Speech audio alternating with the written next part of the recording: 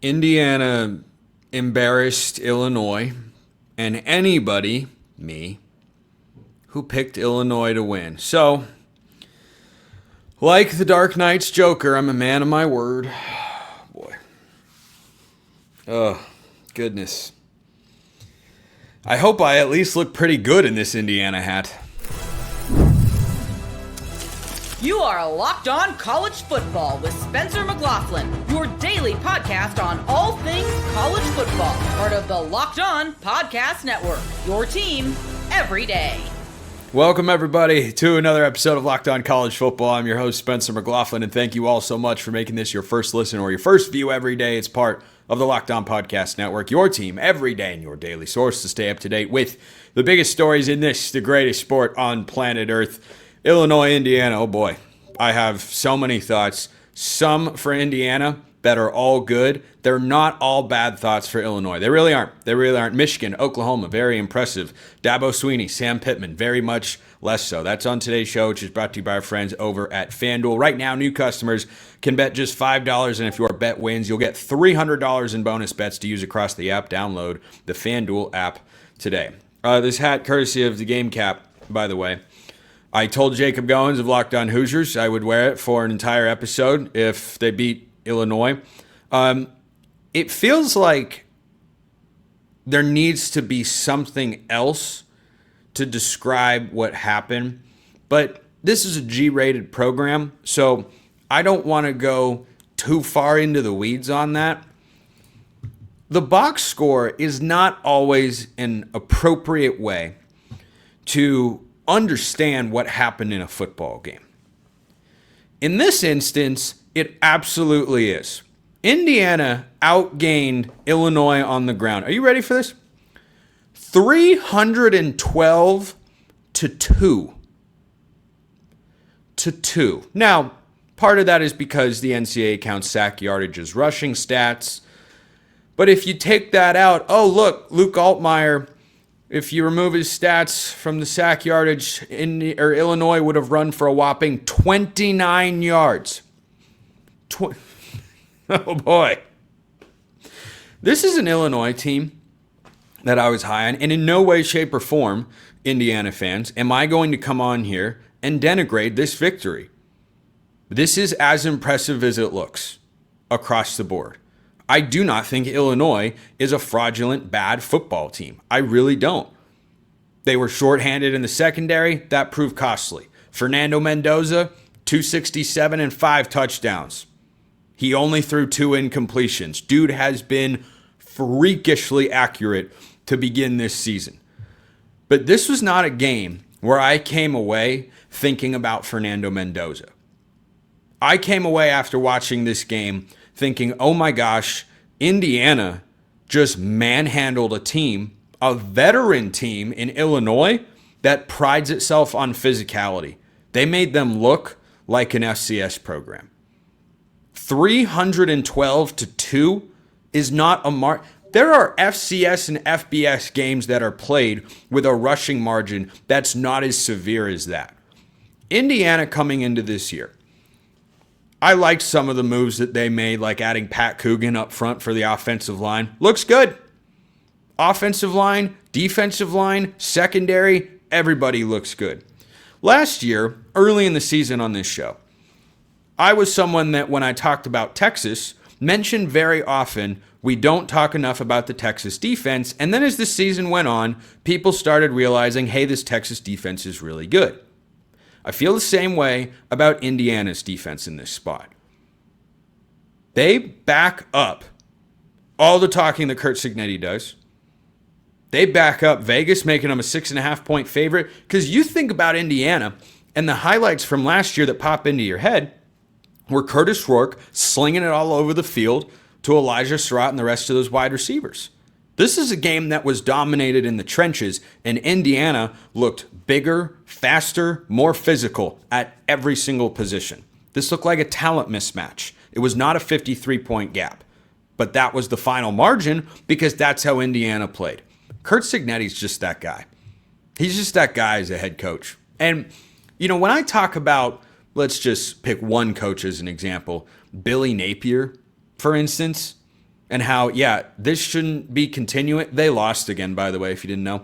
I'm shocked. I'm totally shocked. I'm flabbergasted, frankly. Curt Cignetti immediately got to Indiana, took them to heights they'd never been before, and in year 2, looks like he has a better team. Last year, he had a great quarterback, some really good receivers, and a system and a game day operation that was just high level. This roster looks different than that.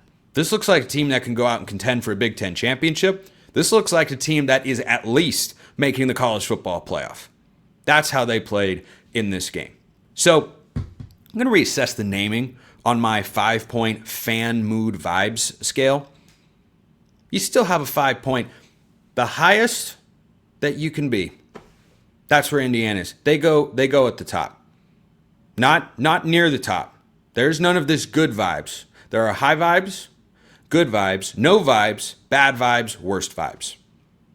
This is the highest of vibes for Indiana because you just cemented yourself against a team that a lot of people, such as myself, were high on, justifiably so. You just went out there and made them look like a lower level team. They're not. They are not. So props to Indiana. And this hat will remain on for the entire show. So let me talk about Illinois. This is not a good game for Brett Bielema and company. 63-10. Boy, it's forgettable. The pressure on their game against USC at home this week is huge. If they don't win that game, they're probably not going to the playoff. The worst vibes do not apply to Illinois, despite how ugly that particular game was.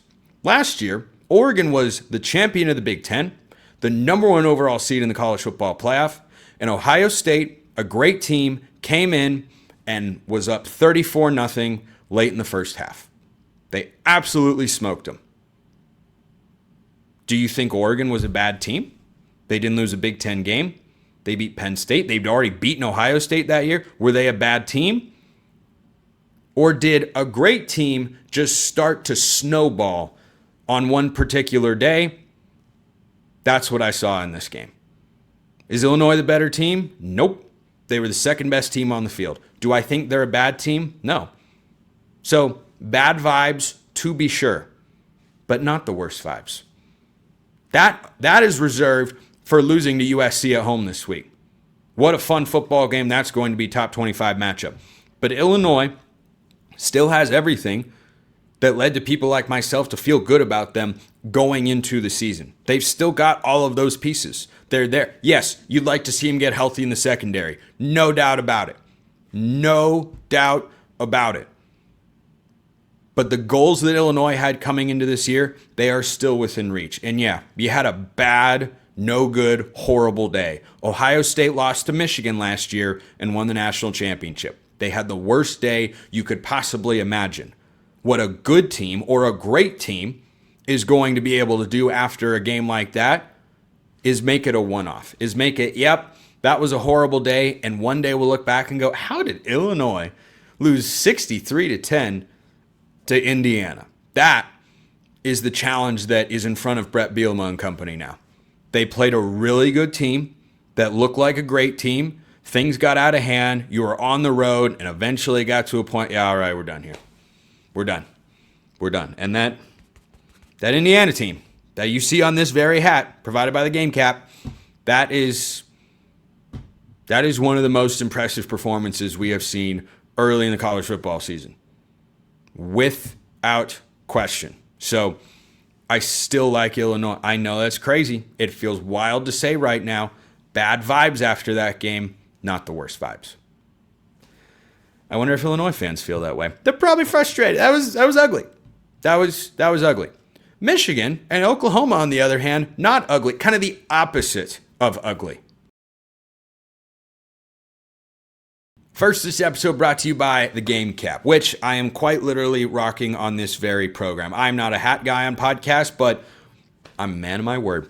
Quick question for all you college football fans out there. If you could go back in time and sit front row at your school's biggest rivalry game, what hat would you be wearing? For me, it'd be the Game, just like this one. Do you see how classic this looks? I mean, The color is exquisite, the font exceptional, and you just get transported back to what some would say is a simpler time for college football. And in many ways it was. Some would say it's a better time. And you know what? Hard to argue sometimes. It's still the greatest sport on planet Earth. These aren't just hats. They're the same vintage styles fans wore back in the 80s and 90s. And guess what? They still go for the same price they did back then. When you use the code LOCKEDON, you'll get your vintage hat for $16.99. Head to thegamecaps.com. That's thegamecaps.com. Grab your team's classic bar or retro circle design. Use the code LOCKEDON for an exclusive discount because legends wear the game.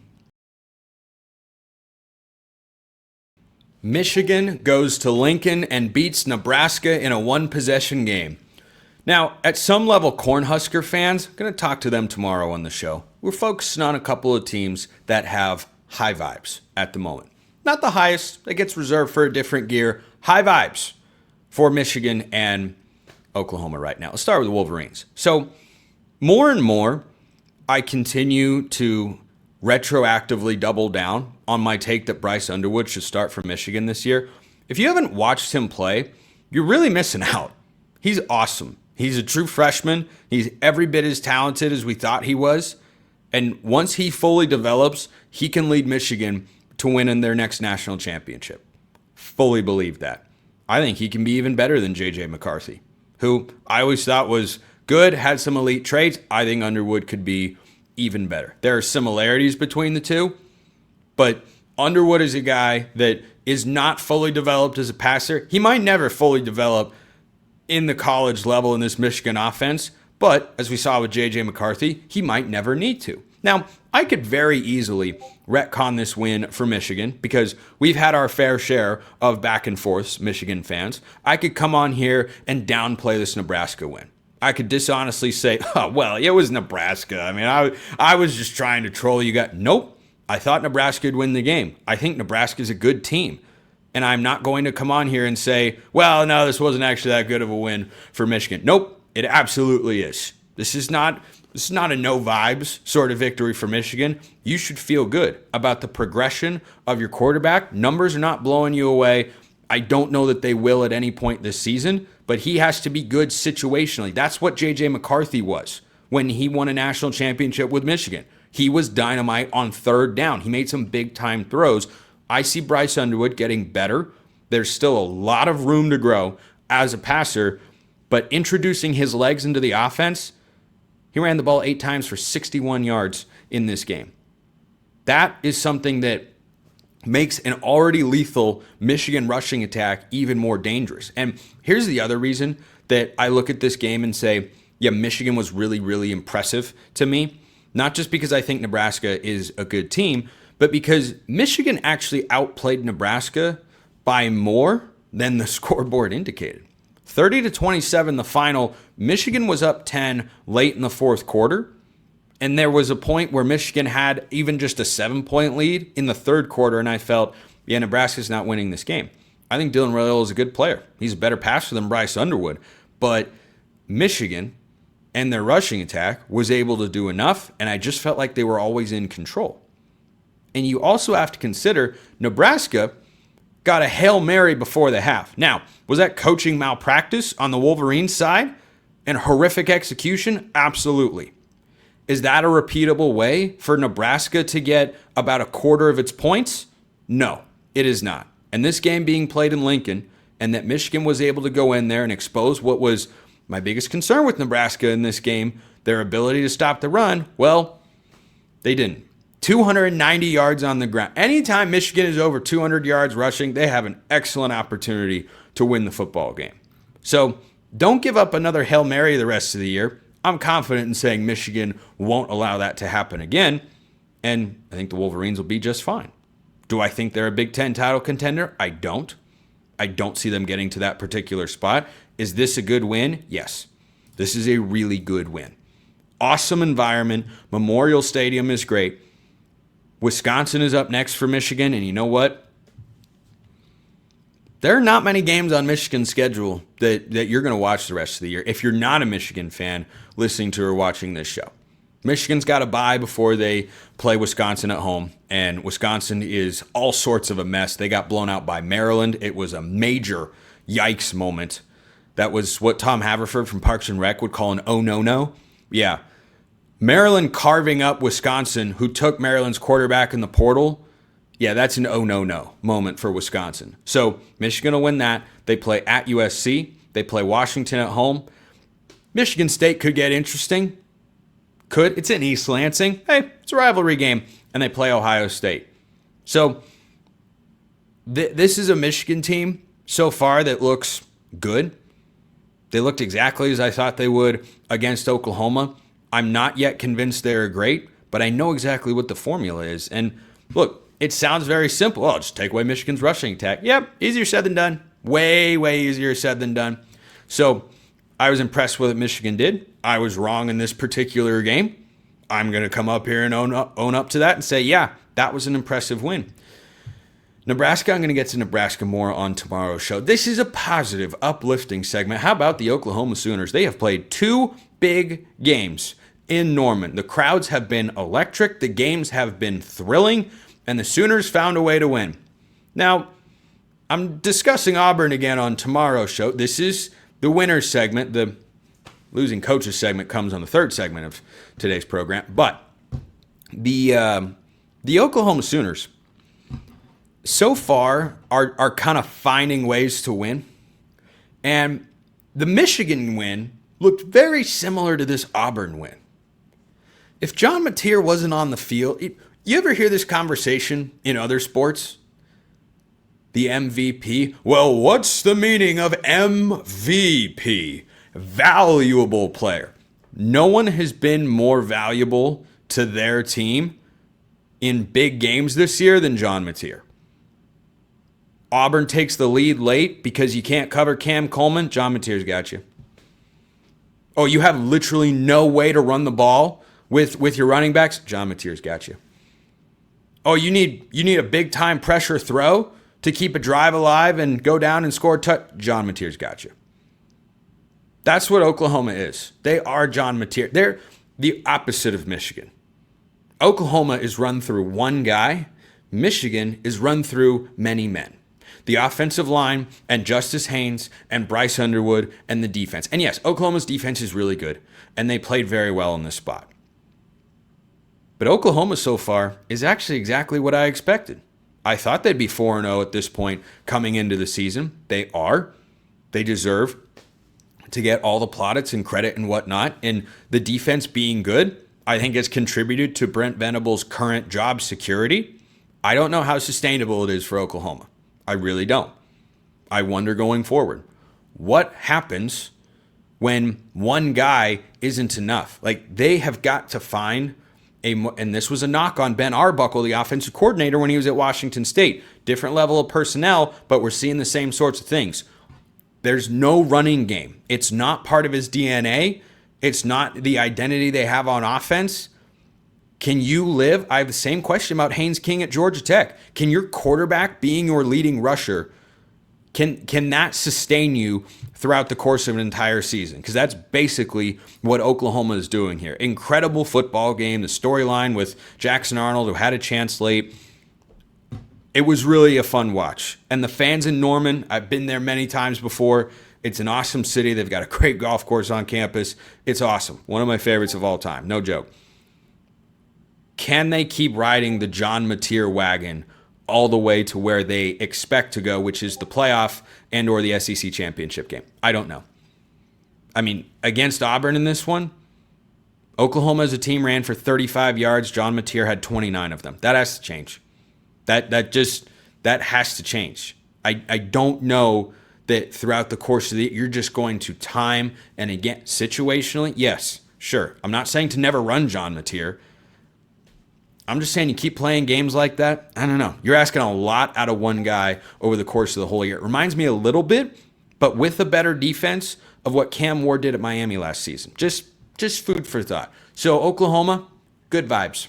Good vibes. Not the highest vibes, but good vibes. Good vibes for the Oklahoma Sooners, who remain undefeated.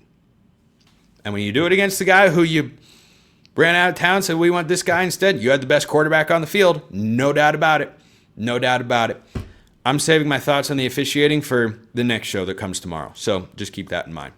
Dabo Swinney might be done? Question mark.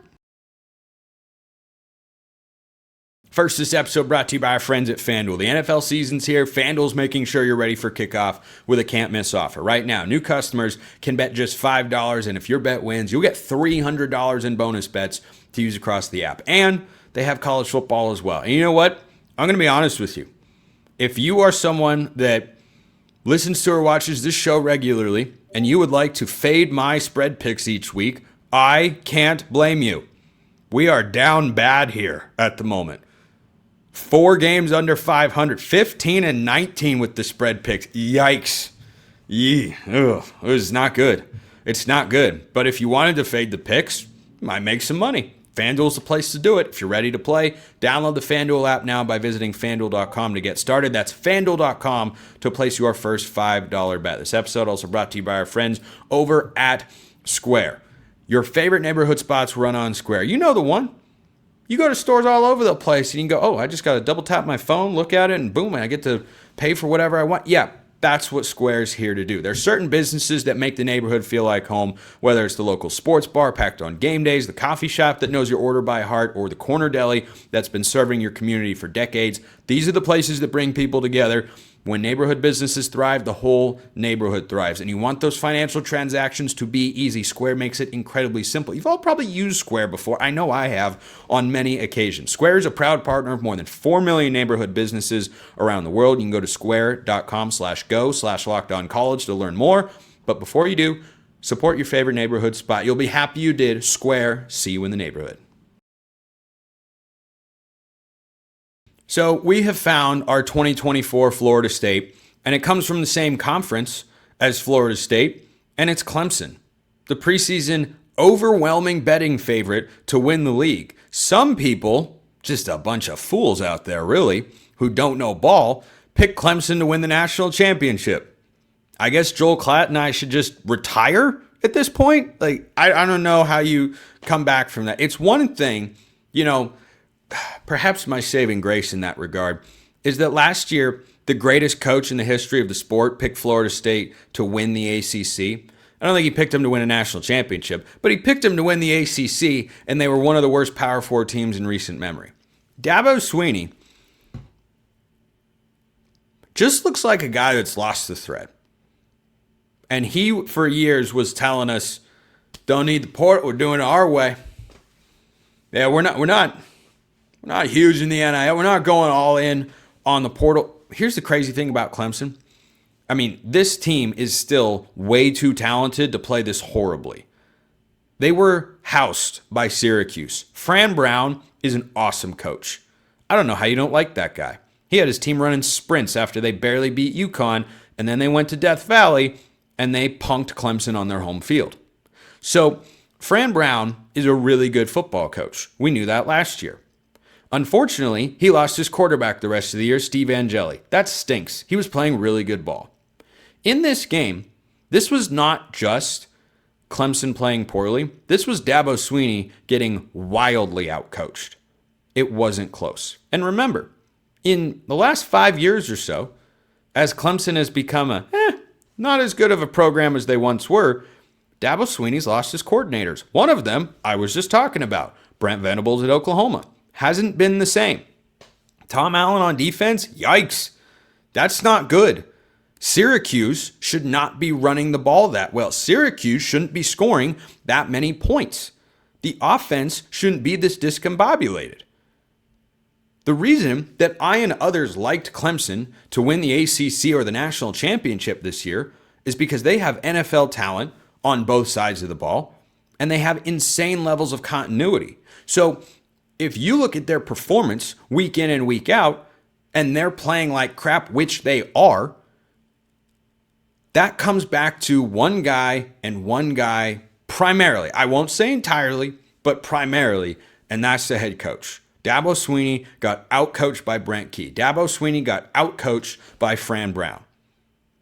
He is not as good of a football coach as either of those two guys. He is getting beat with rosters that do not have anywhere near the level of high-end talent that Clemson has. Name Syracuse's best defensive lineman, and I bet you he isn't 20% as good as Peter Woods. Now, Clemson has a couple, Syracuse, has a couple solid receivers. Jonte Cook, guy I talked about back in the spring when he hit the portal and went to the Orange. Dude has been making an impact this year. He was their best source of offense against Tennessee, and he was their best source of offense on Saturday in Death Valley.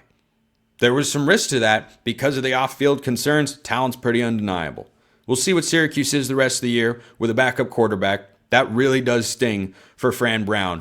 But to go in as a 17.5-point dog and win like they did, that's an embarrassment for Dabo Swinney to lose at home again. And it's embarrassing that he's getting outcoached time and time again, and he is just wasting all the talent that he and his staff have worked in the offseason to build. He's throwing it away. So is he done? He has to pull a Mike Norvell level turnaround because this season is done. There is nothing Clemson can do this year. I don't care. You've got 2 ACC losses. I don't care if you somehow backdoor your way into the ACC championship game. You're not going to win it. You're not as good of a team as Miami. You're not as good of a team as Georgia Tech, obviously. You're not even as good of a team as Syracuse. And remember, Syracuse was beaten comfortably by Tennessee, who I think is a good team in the SEC. So with where Clemson expects to be as a program, Dabo Swinney's a long ways away from getting them there. Mike Norvell did the turnaround last season. How? He cleaned house with both of his staffs, hired really well, and went and hit the portal. Dabo might not need to do... Here's the crazy thing about Dabo Swinney and his anti-portal stuff. He doesn't have to do a ton because Clemson recruits well. They're a top 10, 15 recruiter year in, year out from the high school ranks. You just need to go find a couple of pieces. Like, doesn't Clemson feel like they're missing maybe one more weapon, maybe 1 or 2 offensive linemen, maybe a high-quality linebacker out there? Just a couple of spots. It doesn't need a massive roster overhaul. It does need much better coaching because it's really bad. Speaking of really bad, Sam Pittman is not going to be Arkansas's head coach come 2026.